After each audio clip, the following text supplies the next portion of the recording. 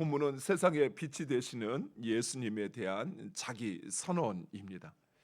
예수님은 유대인들과의 논쟁을 마치시고 감람산으로 가십니다. 감람산은 예수님의 숙소가 아닙니다. 즉 예수님은 자신의 사명과 우리를 위해 기도하러 감람산에 오르신 것입니다. 반면에 이후 전개되는 사건을 보면 서기관들과 바리새인들은 예수님과의 논쟁 이후에 예수님을 고발할 조건을 찾고자 예수님을 시험할 거리를 찾아다녔습니다. 이처럼 생명이신 예수님은 영원한 것을 위해 생명의 자리를 찾아갑니다. 그러나 그 안에 생명이 없는 사람들, 그들은 스스로도 빛을 내지 못할 뿐만 아니라 도리어 빛을 끄려 하고 있다는 사실입니다. 사랑하는 성도 여러분, 생명이 있는 사람은 생명의 자리를 찾아갑니다. 여러분이 지금 찾고 여러분이 하려고 하는 것, 그것이 생명의 발걸음이 되기를 간절히 축원드립니다. 예수님께서 다시 성전에서 가르치시자 서기관들과 바리새인들은 예수님을 시험할 거리를 데리고 와 가늠하다 현장에서 붙잡혀온 여인을 그 앞에 세우고는 모세의 율법에는 이러한 여인을 돌로 치라 명하셨는데 선생님은 어떻게 하겠느냐라고 묻습니다. 물론 서기관들의 질문은 정말 궁금해서 자신들이 어떻게 처결을 해야 하는지 몰라서 묻는 것이 아니었습니다. 그들은 어떻게든 예수님을 체포할 명분을 찾기 위해 예수님을 시험하는 것입니다. 만약 예수님께서 돌로 치라 하면 그동안 예수님께서 가르쳤던 사랑과 용서와는 위배되는 것이요, 만약 돌로 치지 말라라고 하면 모세의 율법을 어기는 것일 것이요, 더욱이 당시 로마법에 따르면 유대인에게는 사형을 집행할 권리가 없었습니다. 만약 돌로 치라고 하면 예수님은 로마의 법을 어기게 되는 것이죠. 이처럼 악한 사람들은 왜 그들의 지혜를 이처럼 악한 일에 사용하는지 모르겠습니다. 그들에게 주어진 그 지혜와 경험과 또 그 지혜가 선한 일에, 생명을 살리는 일에 사용되어지고 또 그것을 위해서 사용하면 좋을 텐데 오히려 그 마음에 악한 것을 생각하고 그것을 이루는 일에 자신에게 주어진 그 지식과 능력을 사용한다는 것입니다. 그러나 예수님께서 그들의 의도와 그들의 상황을 모르실 리 없으십니다. 질문을 받으신 예수님께서 허리를 굽으려 한참을 무엇인가를 쓰고 있습니다. 그러자 종교 지도자들이 그것을 이내 기다리지 못하고 예수님의 답변을 채근합니다. 그러자 예수님은 너희 중에 죄 없는 자가 먼저 돌로 치라라고 말씀하십니다. 그러자 양심에 그래도 가책을 느낀 사람들이 하나 둘씩 그 자리를 모두 떠나게 됩니다. 하나님이 주신 율법에는 분명히 간음한 자를 정죄하고 그리고 돌로 치라라고 이야기하고 있습니다. 그러나 이런 율법의 궁극적인 목적은 단순히 법을 집행하는 것이 아니라 그들이 속한 공동체의 거룩성을 지키기 위한 것입니다.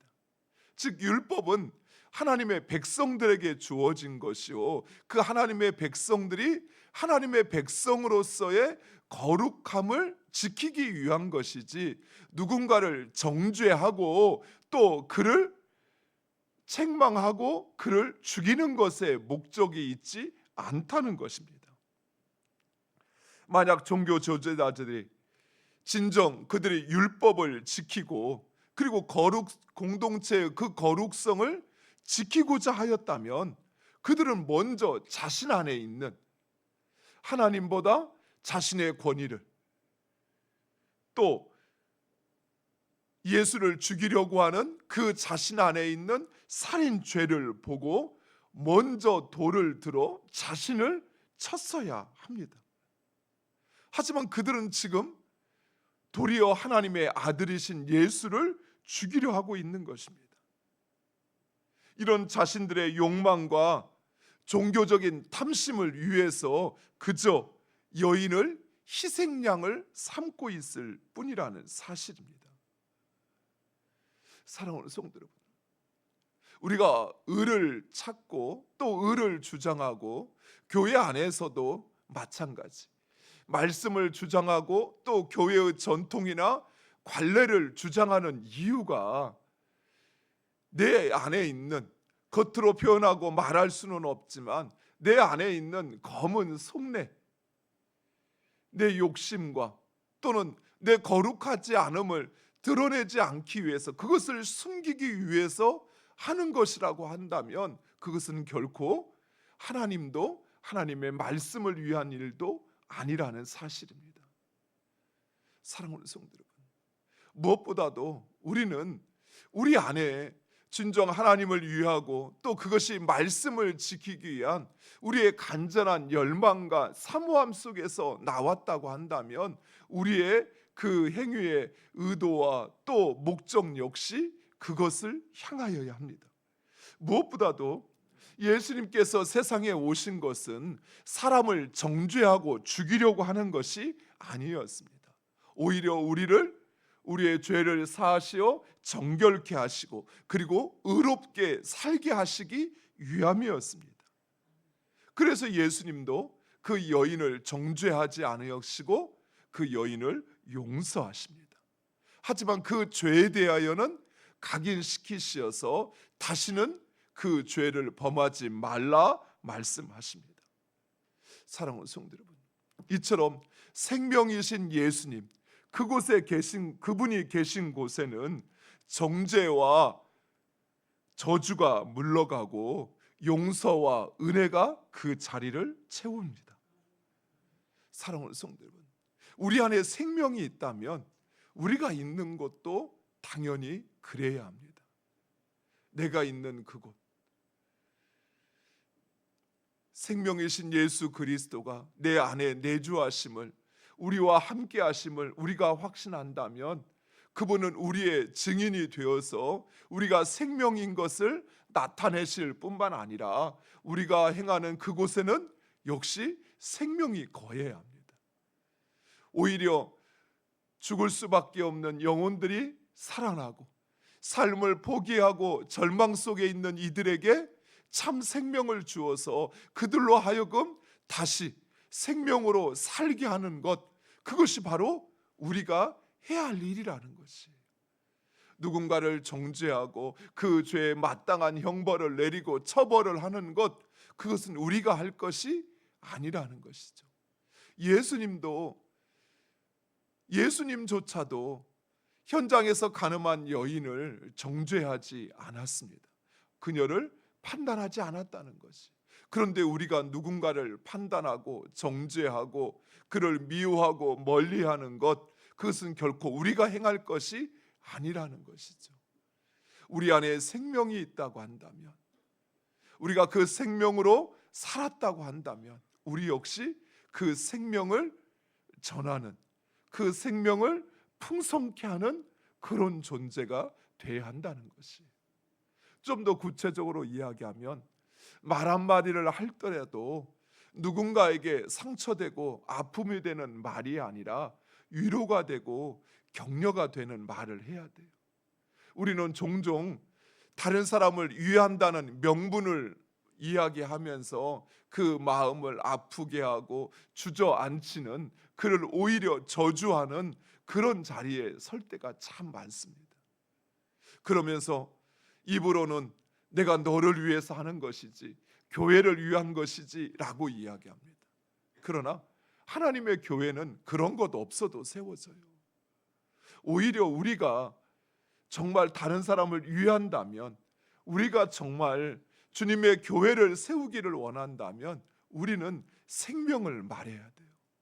우리는 우리의 삶이 그 생명을 풍성케 하는 일들을 행하여야 한다는 것입니다. 생명을 풍성케 하는 일이 무엇입니까? 예수님이 그러셨던 것처럼 겸손히 낮아져서 자기 십자가를 지는 것이지요. 이것이 바로 생명을 풍성케 하는 것입니다.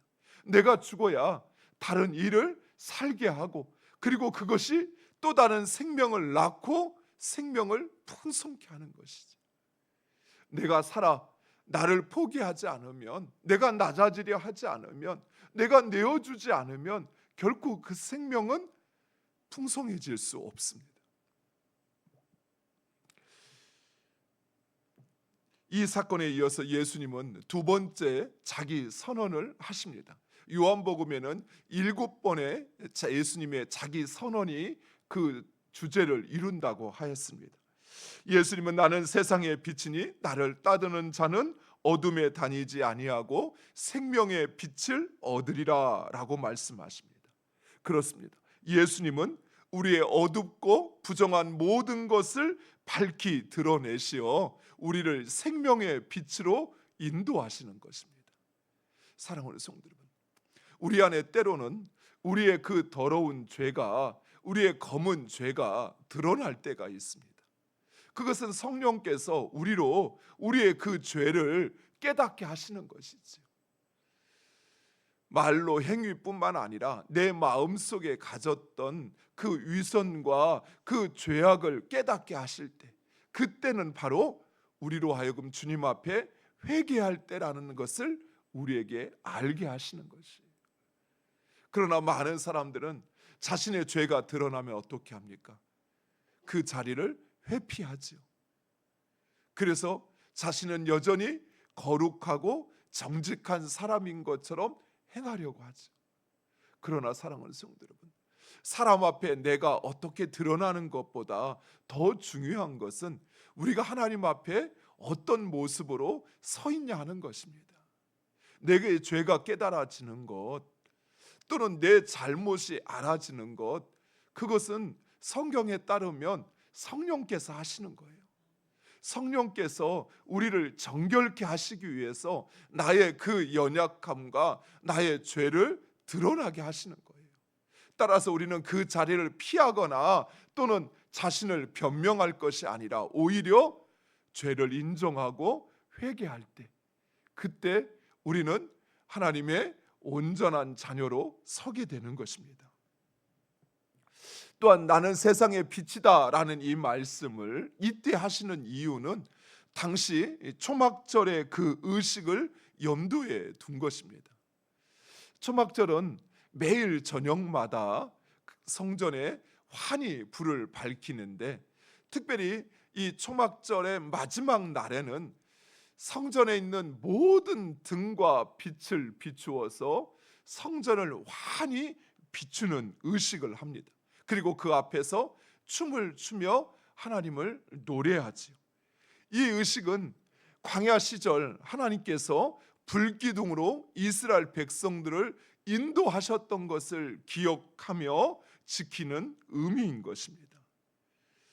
하나님께서 이스라엘 백성들을 그 어두컴컴한 이스라엘 광야 가운데서 밝은 빛으로 인도하였던 것처럼, 그리고 그들이 그 빛을 따라 이동하였을 때 안전하고, 그리고 그들이 가야 할 그 목적지에 도착하였던 것처럼 우리 역시 세상의 빛이요 또 생명의 빛이신 예수 그리스도, 그분을 따를 때 우리가 생명을 얻고, 그리고 주님이 약속한 그 나라에 이르게 된다는 사실입니다. 사랑하는 성도 여러분, 생명의 빛이신 예수님께서 우리를 밝히 비추십니다. 믿으십니까? 빛이 우리를 비추면 어때요? 빛이 우리를 비추면 우리의 어두운 것이 당연히 드러나게 되죠. 빛 가운데 숨겨졌던, 어둠에 숨겨졌던 그 모델이 이제 빛을 비추면 드러나게 되어 있습니다. 그렇습니다. 주님 앞에 서면 설수록 우리는 우리 자신을 온전히 보게 됩니다. 현장에서 가늠하다 붙잡힌 여인을 통해서 자신 안에 있는 그 더러운 죄악을 숨겼던 이들이 빛이신 예수님 앞에 나오니까 자신들도 저 여인과 다를 바 없는 죄인이라는 사실을 깨닫고 돌을 내려놓고 떠났던 것처럼 빛이요 생명이신 예수님 앞에 나오게 되면 우리 역시 우리 안에 있는 어둠과 죽음의 모든 권세들이 드러나게 되고 그리고 그것들이 떠나게 된다는 사실입니다. 사랑하는 성도 여러분, 그래서 우리는 생명의 빛이신 예수님 앞에 나아가야 합니다. 주님 앞에 서지 않으면 서지 않을수록 우리의 어둠은 더 짙어질 뿐이요 밝히 드러나지 않아서 그렇지 우리 안에 있는 죄악은 점점 더 굳어져 갈 뿐이라는 사실이에요. 하지만 생명의 빛이신 주님 앞에 나오면 나의 모든 어두움이 드러나게 되어 있습니다. 우리 안에 있는 그 모든 죄가 드러나게 되어 있고 성령께서 그런 우리로 하여금 회개케 하시고 그리고 우리를 거룩하고 정결케 하셔서 하나님 나라 백성으로 살게 하시는 것입니다. 사랑하는 성도 여러분, 생명의 빛의 반대는 사망의 어둠입니다. 그렇습니다. 빛 가운데 나오는 자는 당연히 생명을 얻고 어두움에 머무는 것은 곧 사망이라는 사실입니다. 바리새인들은 이러한 예수님의 말씀을 도통 이해할 수 없었습니다. 그것은 예수님의 말씀이 어려워서가 아니었습니다. 그들이 무지와 어둠 속에서 나오지 않기 때문에 그런 거예요.